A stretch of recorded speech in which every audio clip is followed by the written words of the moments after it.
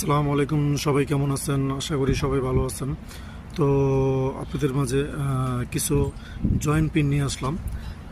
Joint পিনটা কি ধরনের হয়, এটা আমার কাছে 3টা জয়েন্ট পিন আছে।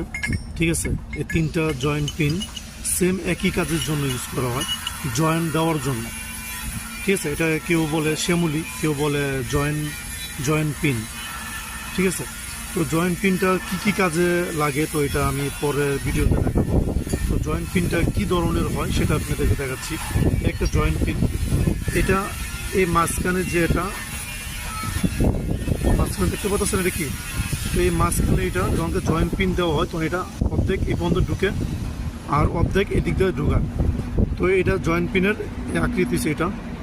তারপর সেম এটা একটু সাইজে বড় সেম দেখেন, এটা নাট সিস্টেম আছে, এটা নাট ঢুকাইতে পারবো। ঠিক আছে, যাতে নাটটা দিলে যাতে এটা না পড়ে বা উপরে দুই কাজ করলে নাটটা না লাগায়, তো আমি যদি উপর দিয়ে টান দিব তখন কি এই জিনিসটা উপর দিয়ে একসাথে দুইটা নিচে পড়ে যেতে পারে, এটা মানুষের মাথায় পড়লে এটা ক্ষতি করতে পারে। যখন একটা নাট লাগানো থাকবে এটার ভিতরে, ঠিক আছে, তখন এটা পড়বে না।